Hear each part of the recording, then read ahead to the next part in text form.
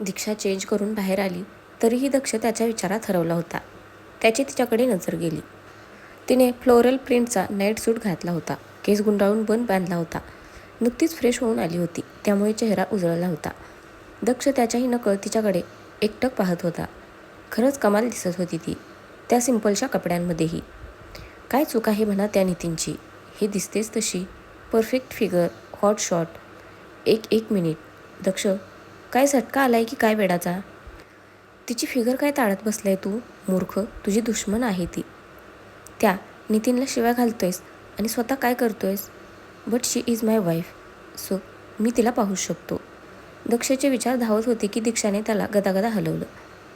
काय आहे? तो वैतागला. बहिरा झालायस का? फोन वाजतोय कधीपासून? त्याचा मोबाईल त्याच्या हातात कोंबत दीक्षा तिकडून झोपायला गेली आणि दक्ष फोन घेऊन बाल्कनीत सटकला. सकाळी दीक्षाला जाग आली तशी आळस देत ती उठून बसली.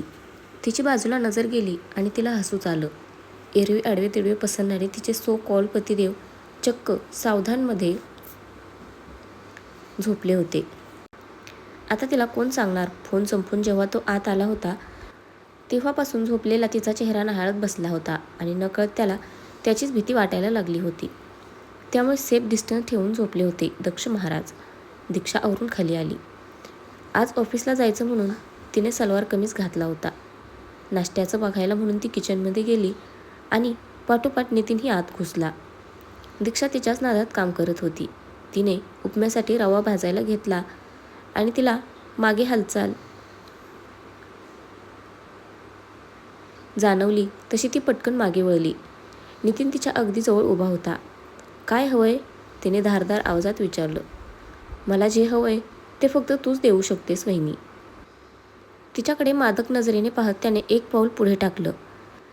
तसा दीक्षाने इकडे तिकडे पाहत गरम चमचा त्याच्या हाताला लावला. चटका बसला तसा नितीन कळवळत मागे सरकला आणि दीक्षा गॅस बंद करत वर पळून गेली. रूममध्ये येऊन तिने दार बंद केलं. धावत आल्यामुळे तिचे श्वास फुलले होते. काय झालं बायको? आवाज आला तशी एकदम तचकली. दक्ष तिच्याकडे एकटक पाहत होता. तिने काही नाही म्हणून मान डोलावली आणि जायला लागली तसं दक्षने तिला जवळ ओढलं. आय आस्क यू समथिंग दीक्षा. त्याची नजर तिच्यावर रोखलेली होती आणि आवाजात धार होती. ते नितीन खाली. दीक्षाला कसं सांगावं ते कळत नव्हतं. मला असलं तोडकं मोडकं बोललेलं कळत नाही. जे काही असेल ते स्पष्ट सांगायचं. दक्ष वैतागत म्हणाला तसं दीक्षाने खाली काय झालं ते त्याला सांगितलं. त्याने ऐकून घेतलं आणि काही न बोलता तो खाली निघून गेला. दीक्षा बेचैन मनाने आवरून खाली आली.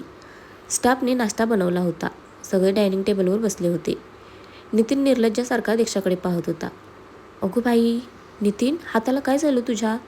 केवढं भाजले रे बाबा? त्याची आई नाटकीपणे त्याचा हात हातात घेत म्हणाली. वहिनीला मदत करत होतो किचनमध्ये. चटका बसला. नितीन सासूतपणाचा आव्हानात म्हणाला. दीक्षाचा राग उफाळून आला होता, पण ती गप्प बसली. मावशी, नितीन, नाही म्हणजे तुम्हाला तुमची कामं असतील ना? घरी बरेच दिवस झालं बंद असेल. आता लग्न, रिसेप्शन, हनीमून सगळं झालं आहे आमचं. डोहा जेवण बारसं त्याला वेळ आहे अजून. तेव्हा परत बोलावू तुम्हाला आम्ही. आता गेलात तरी चालेल, दक्ष उपासाने म्हणाला. तशी नितीनची आई त्याच्याकडे पाहायला लागली. हाकलतोयस का तू आम्हाला? ताई, पाहिलंस ना, तुझ्या दक्षला आम्ही जड झालोय बाई. बुकिंग करून दे आमचं. जातो कसे इकडून. उगाच कोणावर ओझं कशाला बनायचं? नितीनच्या आईने कांगावा करायला सुरुवात केली. दक्ष, अनुराधाबाई बोलत होत्या की दक्षने त्यांना अडवलं. मावशी, काय आहे ना, पाहुण्यांनी पाहुण्यांसारखंच राहावं. 4 दिवस म्हणजे मानही राहतो आपला, नाही का? ऊस गोड लागला म्हणून मुळासकट खायचा नसतो. तूच तर शिकवलेस ना आम्हाला. दक्ष खोटं खोटं हसत त्यांना म्हणाला. तसा त्यांचा चेहरा पडला.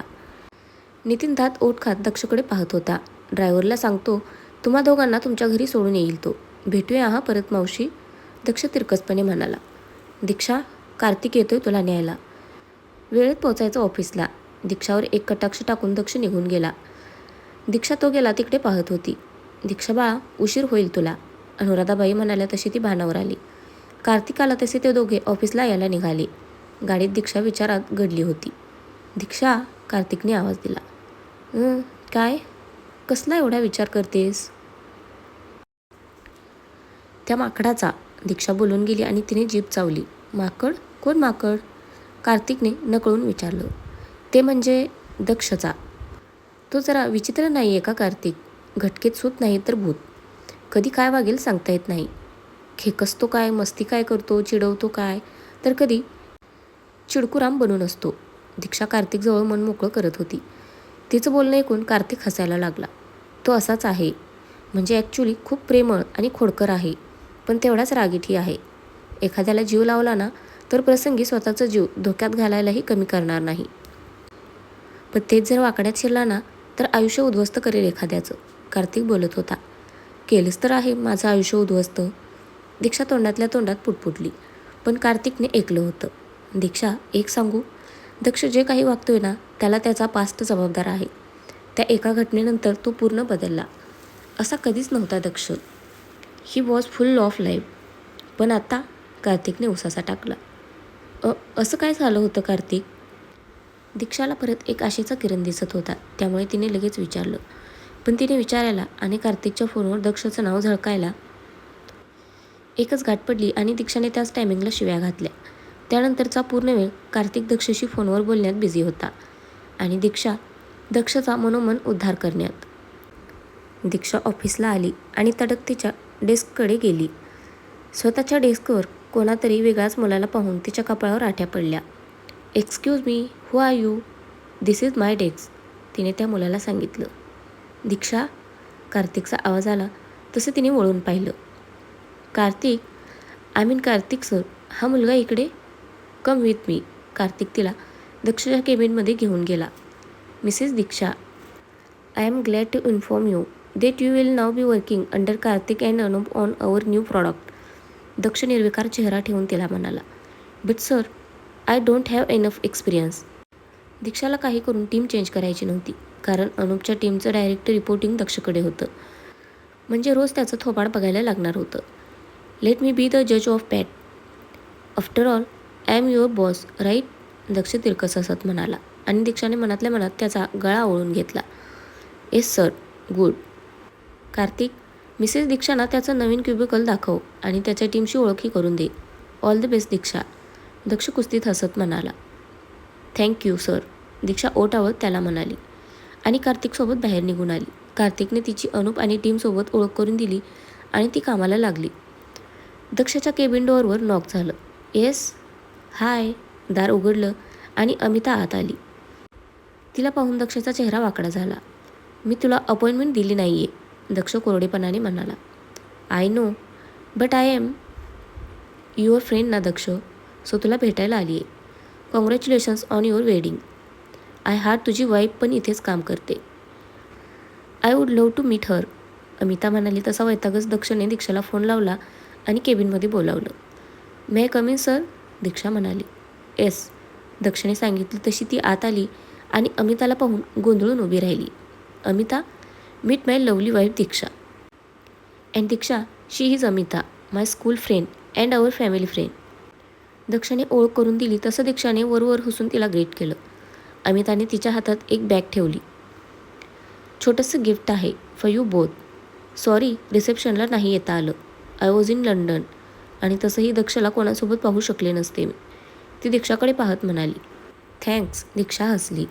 दक्षने नेहमीप्रमाणे तिचं बोलणं इग्नोर केलं. आम्हीही जाणार होतो.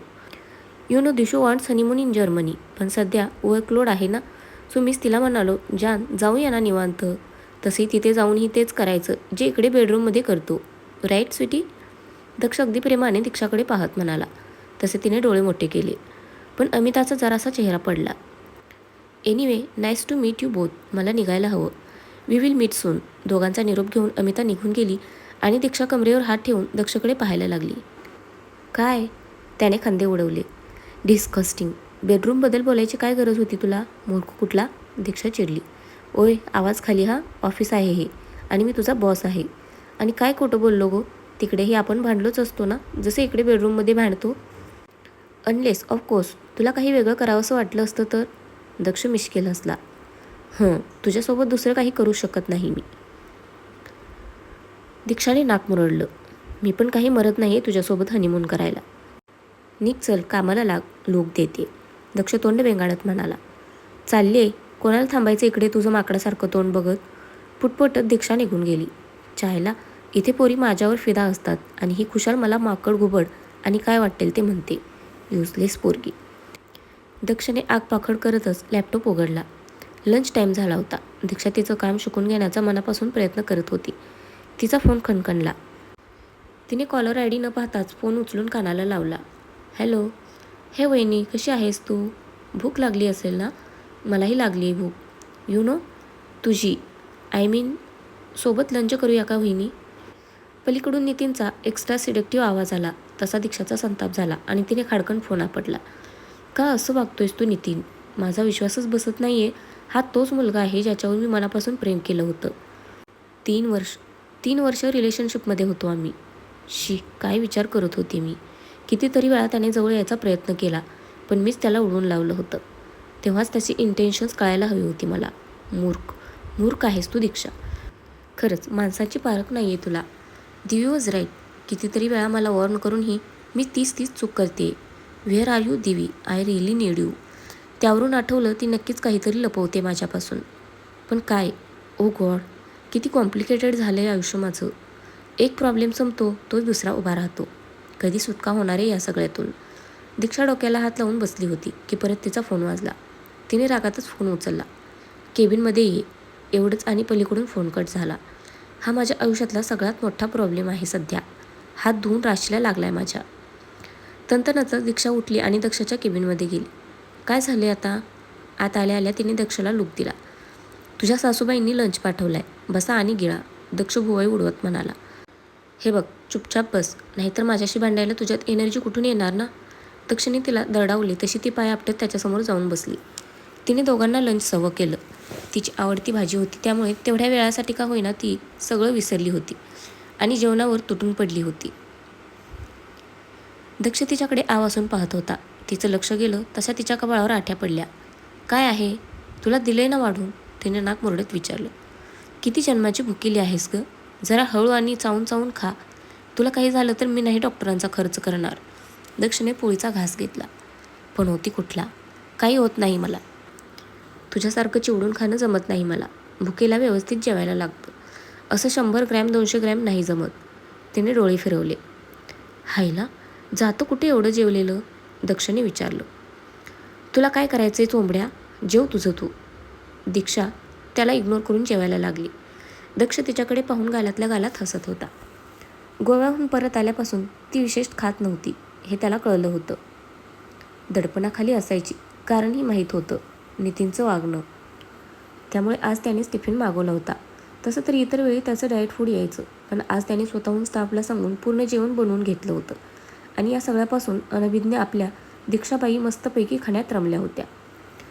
आता दक्षने असं का केलं ते मात्र दक्षच जाणे.